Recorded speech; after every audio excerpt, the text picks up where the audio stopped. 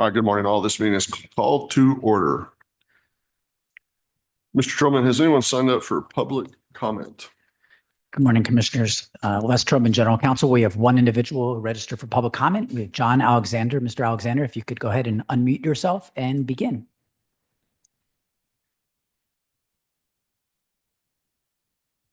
Hello, can you hear me? Yes, sir, we can. Go ahead. Good morning, Good morning, Commissioners. My name is John Alexander. And first of all, I'm a disabled American veteran. And I had a case for unemployment compensation. And my biggest concern is the judge said that she found me stealing nothing. I didn't steal nothing. I just dropped the bag off for a coworker. And my unemployment was denied. I was fired for stealing. That's it. But she said I was found not guilty of stealing, but she still denied my unemployment. So I'm begging y'all to review my case. I'm begging y'all to review my case. I asked y'all because none of my witnesses was called. They was on the phone with me trying to get to her. She said, no, we got to move on. And they was on my list. I'm just asking y'all. I'm begging y'all to review my case. That's all I'm asking.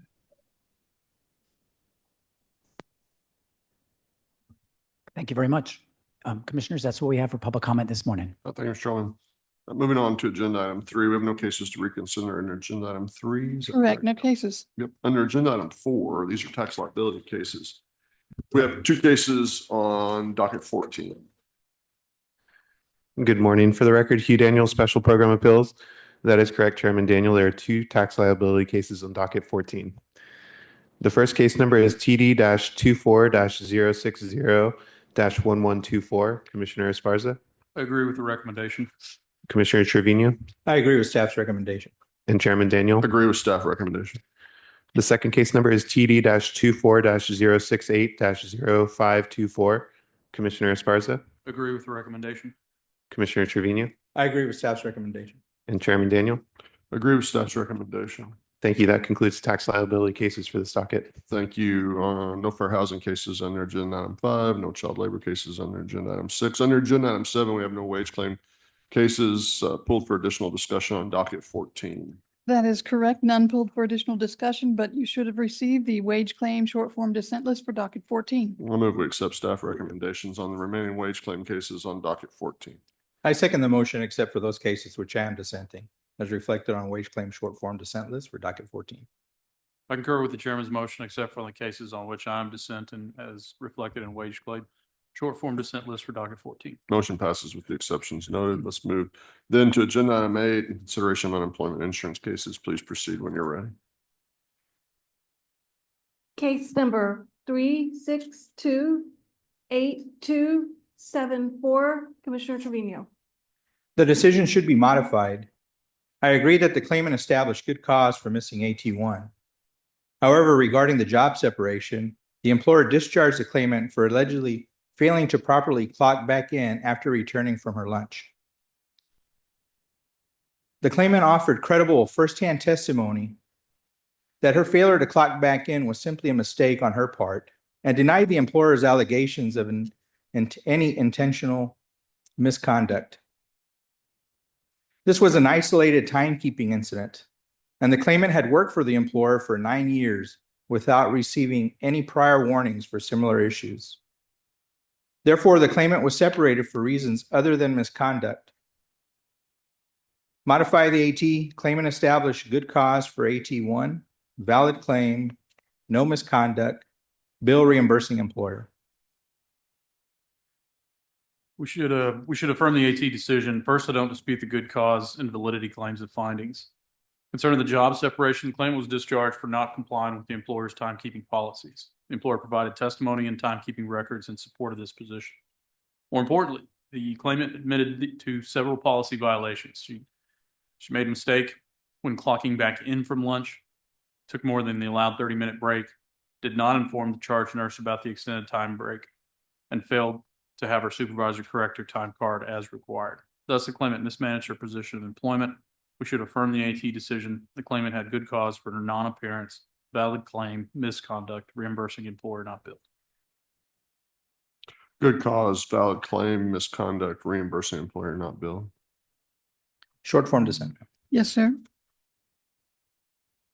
Case number 3708167, Commissioner Esparza. The commission should grant a rehearing in this case. The employer testified in light of the claimant's pregnancy. It offered other options for continued work. One option was that the claimant could be a special ed teacher with less pay. The employer's testimony about this position did not include a scenario where the claimant would have to intervene in potential student altercations. Unfortunately, the same testimony does not provide detail about the reduction in pay. If the pay cut was going to be less than 20%, the claimant could have lacked good cause connected with the work to quit her job. Accordingly, we should rehear this case to further develop the record on details of the offers of work that the employer provided the claimant. Rehear.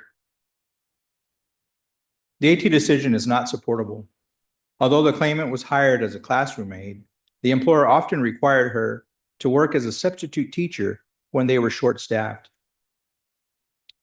This left the claimant alone in classrooms to break up student altercations. The claimant was pregnant at the time, and these duties would cause her blood pressure to rise, resulting in the school nurse sending her home several times. Due to this, the claimant requested reasonable accommodations that her work be limited to only performing her job as a classroom aide. However, the employer did not grant this accommodation, and the claimant felt she had no choice but to resign to safeguard her health and her pregnancy. Therefore, the claimant had good cause connected with the work to leave the job. Reverse the AT, no voluntary leaving, bill reimbursing employer, void adequate response. Rehear. We will rehear the case. And that was the last unemployment insurance case pulled for additional discussion on docket 14. You should have received the UI wage claim short form dissent list for docket 14. I move we accept staff recommendations on the remaining UI cases on docket 14. I second the motion except for those cases which I am dissenting, as reflected on UI short form dissent list for docket 14. I concur with the chairman's motion except for the cases in which I'm dissenting as reflected in UI short form dissent list for docket 14. Motion passes with the exceptions noted. Thank you, gentlemen. Thank you. We'll take a short recess.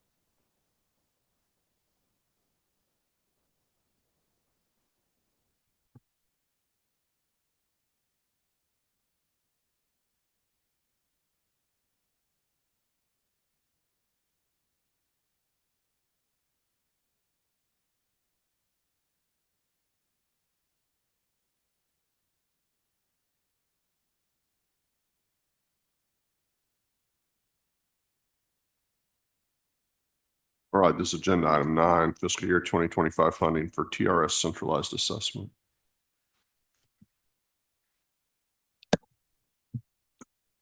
Good morning, Chairman, Commissioners, and Mr. Cerna. For the record, Allison Wilson with Child Care and Early Learning Division. In 2021, state legislation was enacted that required TWC to select a single entity through a competitive procurement process to oversee a statewide roster of qualified assessors for the Texas Rising Star program, known as the Centralized Assessment Entity, or CAE. The CAE has faced workload challenges in assessing all childcare services providers, and we have been working with the CAE to ensure that its staffing structure is sufficient to conduct the required initial assessments, annual monitoring visits, and other required assessments. The Commission previously approved funding for the CAE through the FY 23, 24, and 25 statewide initiatives budgets, totaling $29.9 million. To meet state requirements for assessments for all providers, additional staffing is needed. The CAE's expenditures with the needed additional staffing will total approximately $34 million over a 3-year period. Staff recommends that the Commission approve an additional $4.5 million in fiscal year 2025 to support required Texas Rising Star assessment services from the CAE. that concludes my remarks. Happy to answer any questions. Any comments or questions? None here. One Chairman, Allison, thank you. I'm supportive of this. I want to just clarify some sustainability topics on what we're doing here. This is what would be left in the childcare statewide discretionary fund if we approve that, and if you don't have those, let's get a meeting settled so we can get those numbers solidified. Okay. You said 39, is that correct? 39 million for the total funding over 3 years? 34 million. 34? Yeah. Okay. Let's see. And this is noted to support about 107. Is that the final number of are these all state employee, the 107 FTEs? No, these are not state employees. This is a vendor contract. Okay. Yes. Do we expect for that to raise anything? And the reason I'm asking is because I think when we start putting money into these programs, it's not a one-time thing if we're gonna support that. But is a strategy to continue to support these extra FTEs, continue to do the work? Do they work themselves out of a job at some point, or will that necessity decrease it over 4 years, you say? No. So, I mean, as a reminder, this is a very new program. Previously, this was administered by the boards. Okay. This is the 3rd year of the contract that we're going into. And we're learning as we go how to implement this on a statewide basis. And, what we've determined is that what they initially proposed, what they thought they would need in terms of staffing wasn't adequate. Mm-hmm. And a lot of that has to do with things that, won't change in the Sure. future, that the number of providers that we are working with has increased. They've determined what, a better caseload is. Their caseload will be about 65 to 75 assessors per, or programs per assessor. And in the past, the last year that the boards were administering it, that was at 36 assessors, or sorry, I keep saying that backwards. That would be a lot of assessors. 36 programs to each assessor. So we're still getting a lot of efficiency out of them. Okay. And we are looking at this as sort of, mostly leveling out, the sweet spot of what they need going forward. Okay. Does that involve like the in-house assessments, or are we looking at reviewing documents, reviewing kind of the desk assessments that we've talked about in the past? So let me just, for the record, Reagan Miller, there's just about $30 million in the commission reserve right now. So just want to make sure that you're aware of, there's a relatively large balance of funds available. Yep. I will also say that the strategy that we've been working on with the CAE has them hiring both full-time employees as well as contracted assessors. Obviously, contracted assessors you can scale as you see growth or decline in the demand for assessments. Okay. Great response. Thank you. I appreciate the extra detail on that. No need to follow up meeting. Okay. She had the numbers.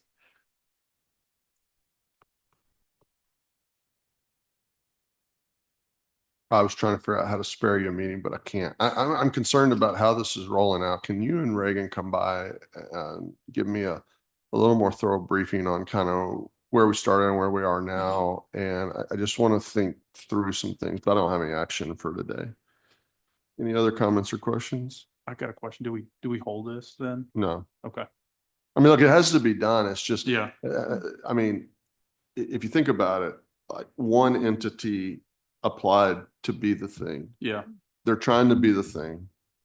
They're not doing a very good job of being the thing, but it's a brand new thing. So we got to have I think some grace on that. It's just, we're 3 years in and we're still like, if this was a car project, stuff just keeps falling off the car and we just keep bolting new stuff on there. And I think that we probably need to do, I'm not happy about it, but I think we need to do that. So, I mean, we need to do this today because we got to get this stood up and operating.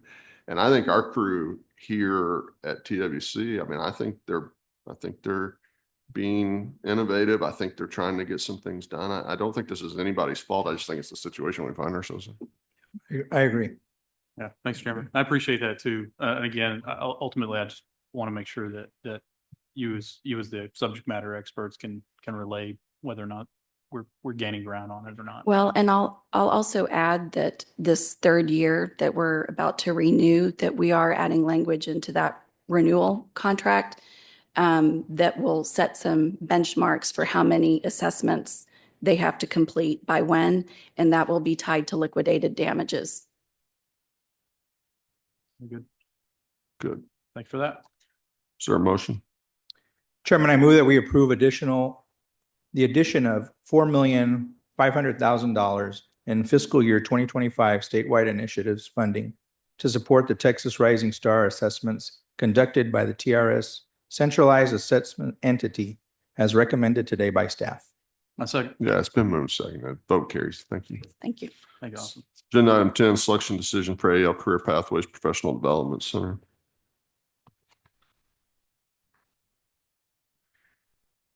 Good morning, Chairman and Commissioners, and Mr. Cerna. For the record, I'm James Golson with the Workforce Development Division.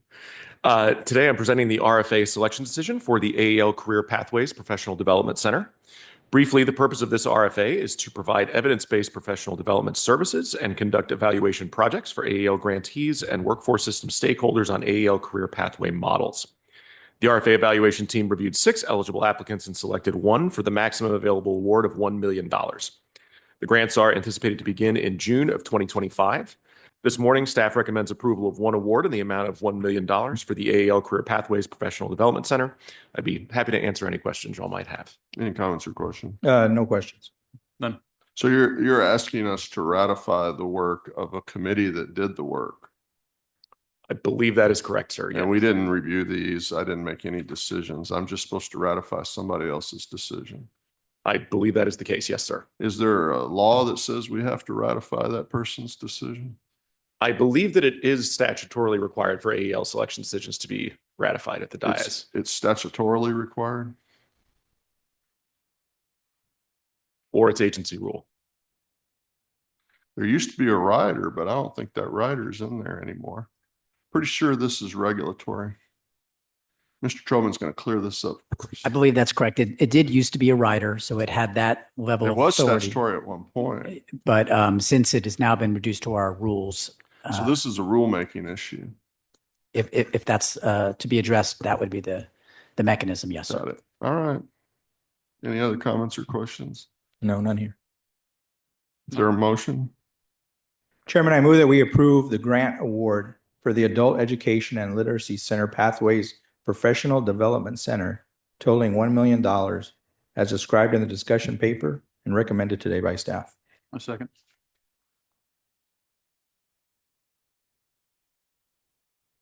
It's been moved and seconded. The motion carries. Thank you all. This is agenda item 11, UI Trust Fund update.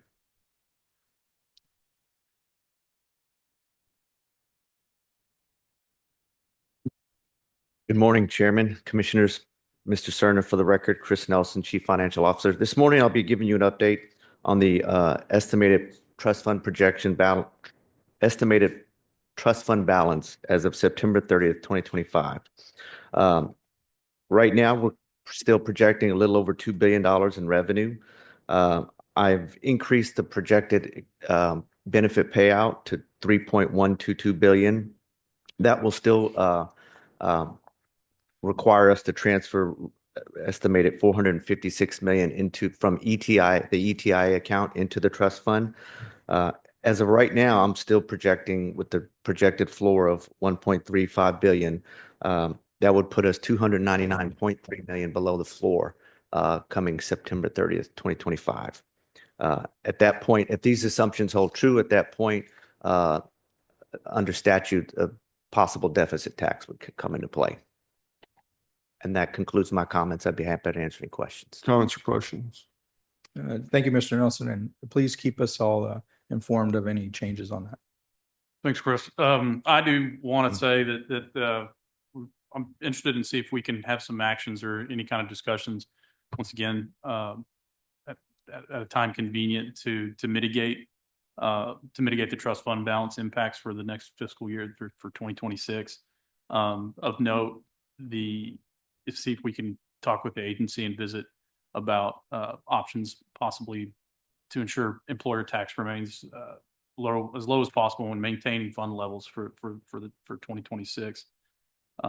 See if we can explore mechanisms to avoid significant rate increases, including phased adjustments or other relief measures, such as borrowing or bonding, and how that works.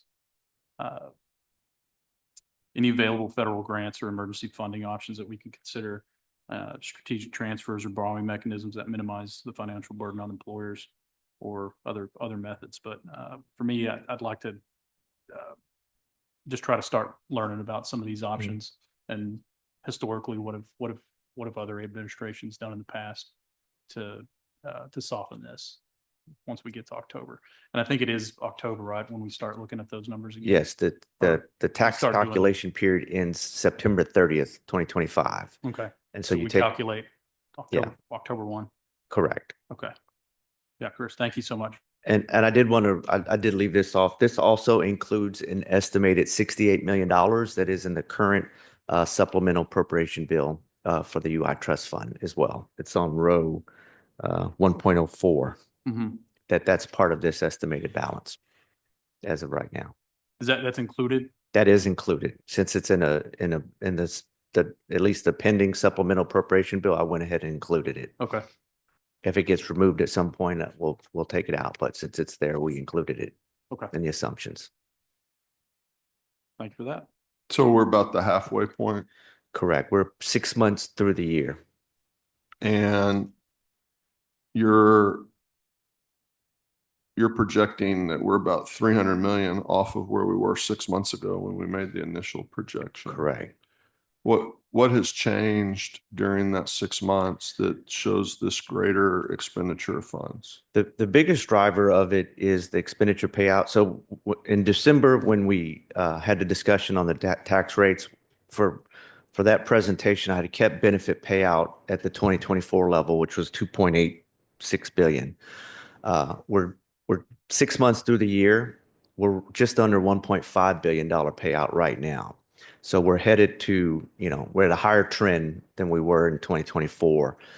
And we've still got 6 months, and generally you see historically some increases over the summer months as well. So that's leading to roughly a 9%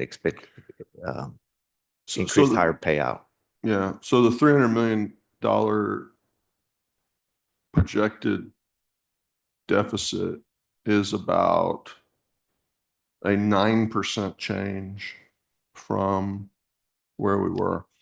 I've noticed that the monthly payout is about 9% higher than it was. So that definitely tracks. The other thing I've noticed, correct me if I'm wrong, but the other thing I've noticed is that not only is the payout per claimant higher, about 9%, I've also noticed that the length of time people are receiving benefits is also longer, and it appears to be roughly 9% longer. That's correct. One of the driving factors, if you go back to 2022, one of the increases that we've seen that is leading to this kind of almost 2 year in a row increased payout is what we call the weeks compensated, which is a total number of people on benefits for a given period. As people stay on longer, that drives the payout. It also appears to me that we are, because of 2022, which was an interestingly good year relative to the workforce, it appears we're playing catch up on our 3-year averages, and we will catch up either next year or the next when the 3-year averages catch up with each other. But we've got, last year we had one tough year, 2023, and then 21 and 22 looked relatively good. Now you have 2 tough years and one really good year in 2022 in terms of people not needing to receive unemployment benefits. So at some point, this does self-rectify on the averages. It's just us doing our job in the meantime to navigate the path between where we are now or where we may find ourselves in October and when we catch up to that 3-year average. Am I reading that correctly? That's correct, Chairman.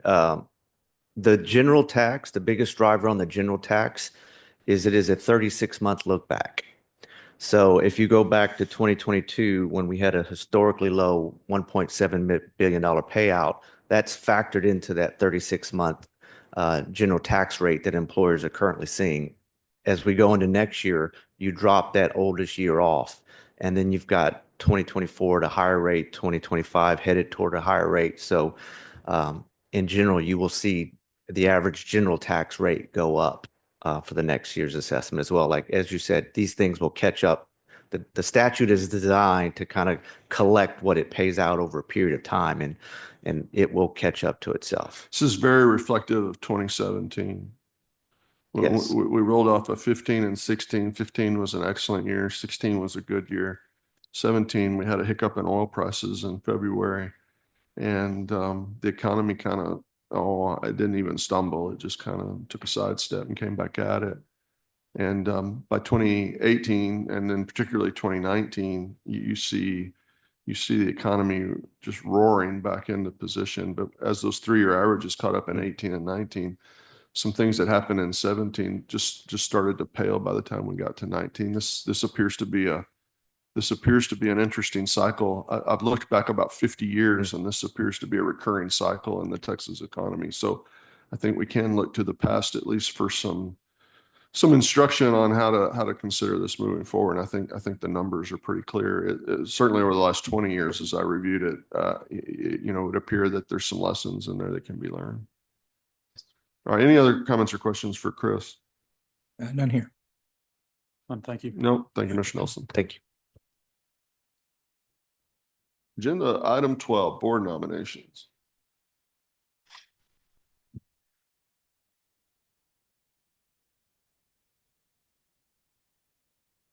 Good morning, Chairman, Commissioners, Mr. Serna. For the record, Patricia Martinez, Workforce Development Division. Today, for your consideration, we have Workforce Board nominations for Workforce Solutions Gulf Coast. Staff recommends approval on the presented nominees, and I'm here to answer any questions you may have. Comments or questions? No questions. Not for me. I hate to leave you out. I've asked everybody else a question, but honestly, I don't have I'm a here. question for you. All right. Is there a motion? Chairman, I move that we approve the local Workforce Development Board member nominees presented today for the following: Workforce Solutions Gulf Coast. A second. It's been moved and seconded. Vote unanimous and the motion carries.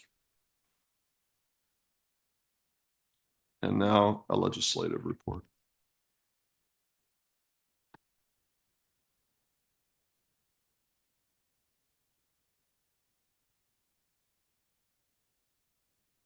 Good morning, Mr. Chairman, Commissioners, Mr. Serna. For the record, Michael Britt, Governmental Relations. This week, TWC is providing resource witness testimony at several Texas legislative hearings.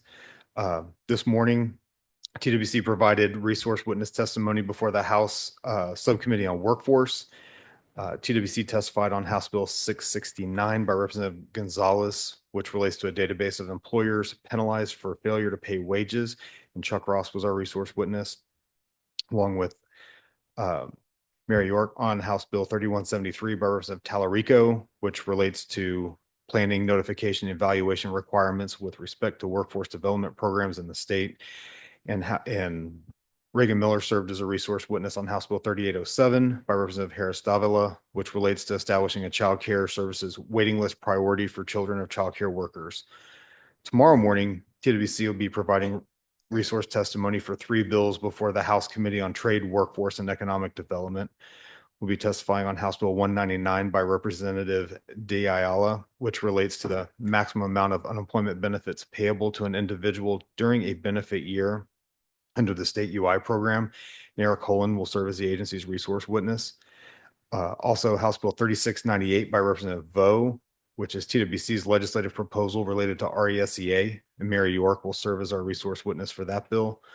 And House Bill 3699, also by Representative Vo, which is the agency's legislative proposal related to the definition of last work, and Chuck Ross will serve as the agency's resource witness on that bill. Also, later tomorrow, TWC will be providing resource witness testimony on 2 bills before the House Committee on the Delivery of Government Efficiency. Chuck Ross will provide resource witness testimony on House Bill 3700, which is TWC's legislative proposal related to establishing fraud, waste, and abuse provisions for all TWC programs. And Reagan Miller will provide resource testimony on House Bill 3963 by Representative Capriglione, which relates to an early childhood integrated data system. This concludes my remarks. I'm happy to answer any questions. Comments or questions? No questions. None. Thank you. Thank you. And Executive Director's report. No, sir, no report. Is there any other order of business come before the commission? Is there a motion to adjourn? Chairman, I move to adjourn. I second. Been moved and seconded to adjourn. Vote unanimous and we're adjourned.